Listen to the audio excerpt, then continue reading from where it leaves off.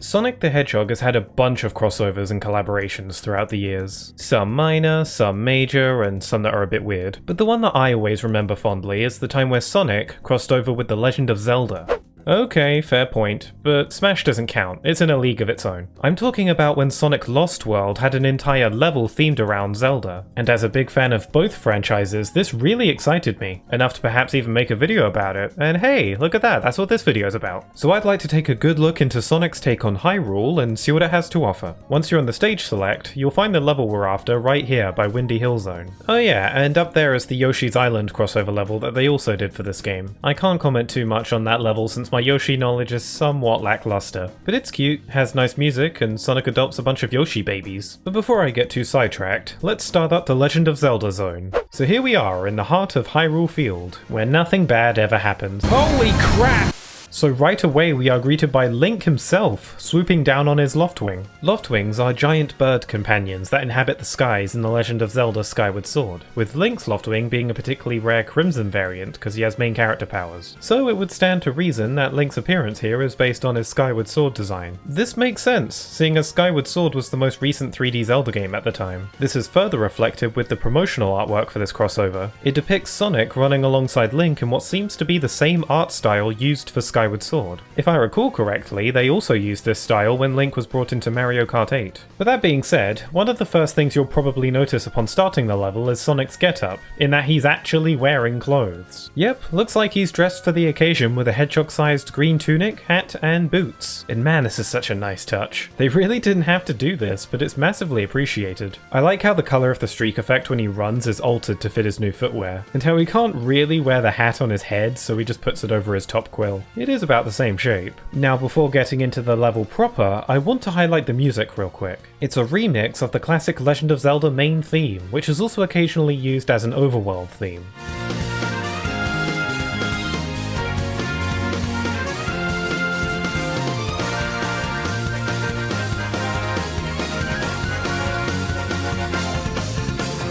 I'm not really a music expert, but I really like how the drums in the background keep the energy high and make it more Sonic-y. I think it fits well. Okay, so this first section of the level is pretty open. You do have a main goal waiting for you, but if you're willing to slow down and take a look around, there's plenty of stuff to engage with here, though not everything is friendly. Roaming around the field, you'll no doubt run into a large amount of Style children. Their appearance here is most comparable to their appearance in Ocarina of Time. They'll emerge from the ground and hobble towards you, but Link is able to dispatch one of these guys with just 2 blows from his sword. Sonic doesn't have a sword, at least not usually, but a couple homing attacks can also do the trick. Or you can use Sonic's kick attack to defeat one right away. If you aim it, you can even kick its head into other Style children, destroying them instantly and getting you more points. Moving up ahead, there are a few rock formations that you can wall run up to get on top of. Up on this first one, you'll find a tree. Yes, please contain your excitement. It seems that you can run up every tree in this level and they'll have a spring at the top, with this one here sending you back to the mainland. But not before we get the second appearance of Link, once again riding his Loftwing, waving to the camera. This other wall is a bit farther away and will require a bit more of a running start in order to make it. But once you get to the top, you'll find a treasure chest and a rather nice view of Hyrule Castle in the distance. The castle seems to be based off of its appearance in The Legend of Zelda Twilight Princess, and Lord knows what's going on over there.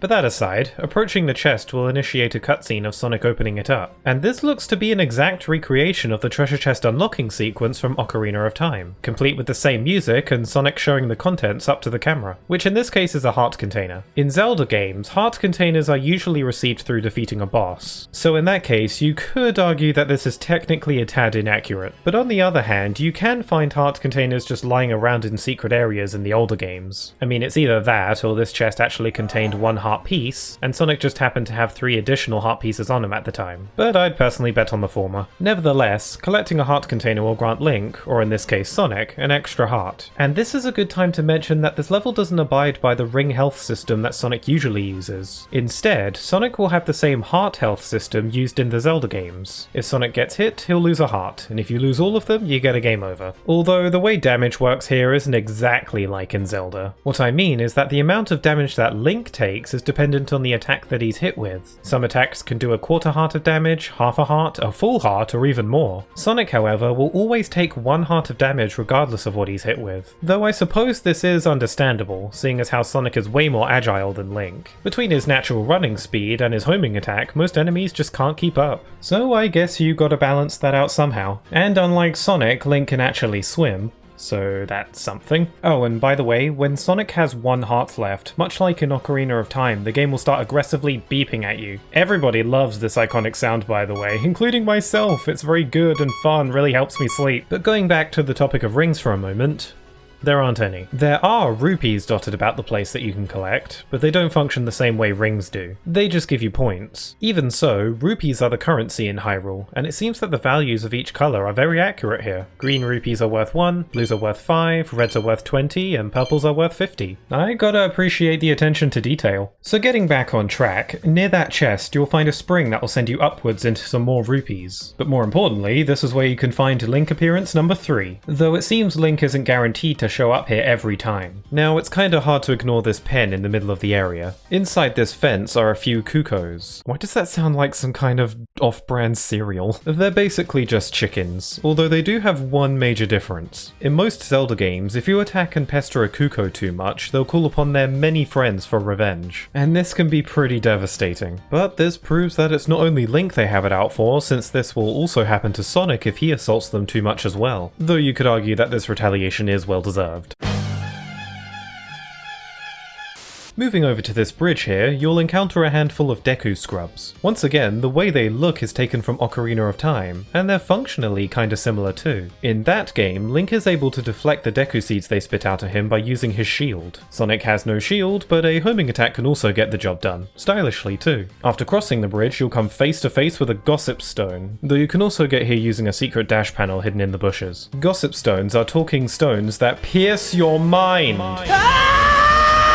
But they give you advice, so I'll let it slide. It's nothing too special. They can tell you where to go, what time it is, the colour lipstick they recommend. Simple stuff. That said, in Ocarina of Time, they won't give you the time of day unless you're wearing the Mask of Truth. It's just a shame that Sonic has an unusually shaped face and probably can't wear the mask. So I guess he's out of luck. But no worries, you can still get some use out of the Gossip Stone. Once you get close enough, a fairy will appear around it. This also happens in Ocarina of Time, but only after Link plays a special song. I guess Sonic is just more approachable or something. But fairies are capable of completely restoring you to full health, though you can also get recovery hearts by defeating enemies or finding them in these bushes. But the other, and arguably more fun thing to do with the Gossip Stone is to blow it up! If you brought a bomb wisp into the level with you, you can use it here. Just detonate it next to the stone and watch it take off!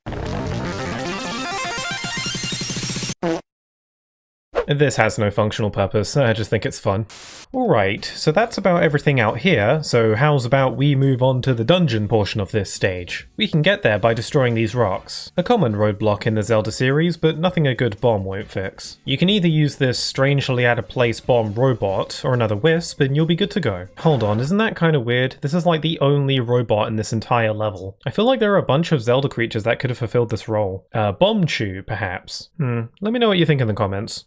Anyway, sorry, I had to get that out of my system. Continuing. Once the rocks are destroyed, you'll be treated to the classic puzzle solved jingle, which is pretty much what it says on the label. It's a jingle that plays when you succeed at something in the Zelda games, usually a puzzle, though the version used here seems to be the same one used in Ocarina of Time. It does feel like there's a little bit of a bias towards Ocarina of Time with this level, huh? But to be fair, the jingle also plays when you initially select this level, and that version is from Skyward Sword. Alright, so now we're in the dungeon portion of the level. Pretty much every Zelda game under the sun has dungeons in some form or another. The music here is a remix of the Light World dungeon theme, originally from A Link to the Past.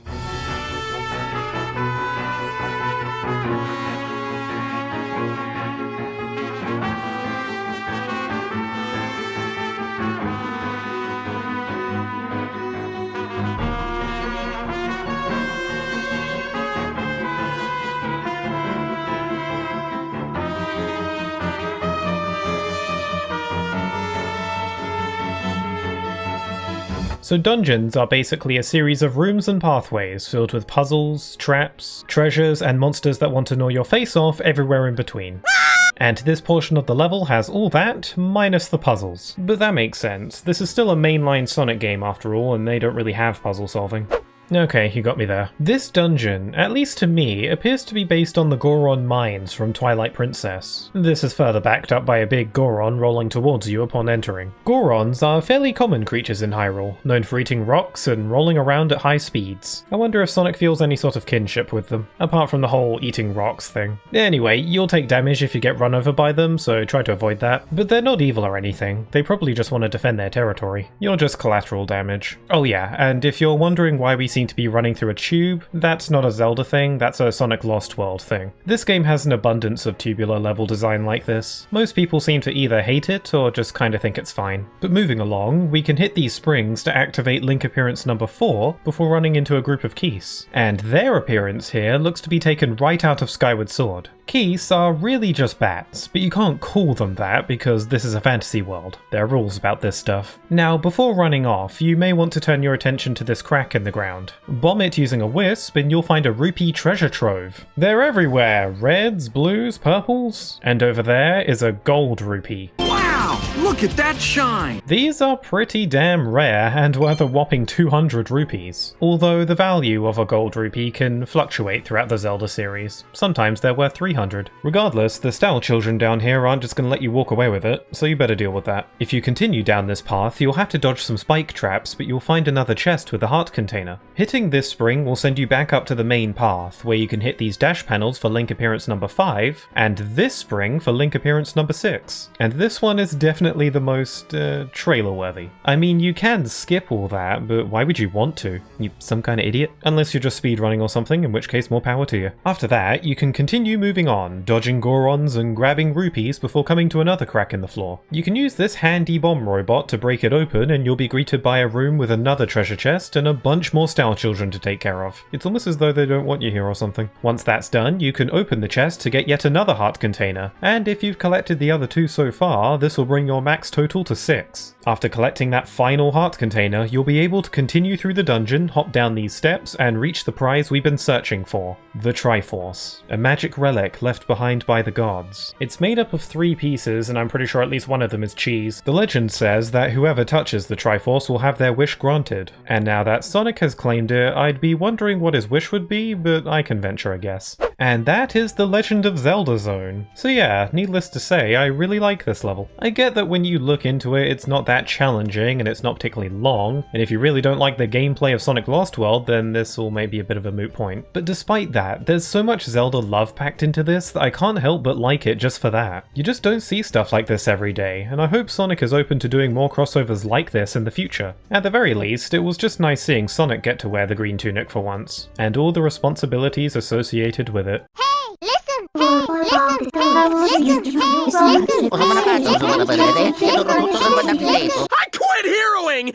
Hiya, thank you for watching to the end of the video. Well, I guess that makes 3. 3 of these scripted, edited videos that I've been doing lately. I'm sure there's a lot of room for me to improve with this, but I feel like I'm getting the hang of it. The last major video before this one was one about Destiny Islands from Kingdom Hearts 1, and as far as I can tell, it seems that most of you probably subscribed because of that video. Thanks a bunch for that, by the way, and I'm sorry if this video is a little bit underwhelming just because it has nothing to do with Kingdom Hearts at all. Kingdom Hearts is my favourite series, but I like a lot of different games, and I don't want to focus on just solely making content on Kingdom Hearts. And this way I got to make a video about Sonic and Zelda at the same time. But that being said, I do actually have more Kingdom Hearts videos planned, so if that's at all interesting to you, then I guess you're in the right place. I also stream games live on Twitch, so if you want, you can catch me there. This is a friendly reminder that you can subscribe if you want to stay up to date with my uploads, including videos like this one. But with all that being said, I hope you all have a wonderful rest of your day, stay safe, and I hope to see you again very soon. Take care.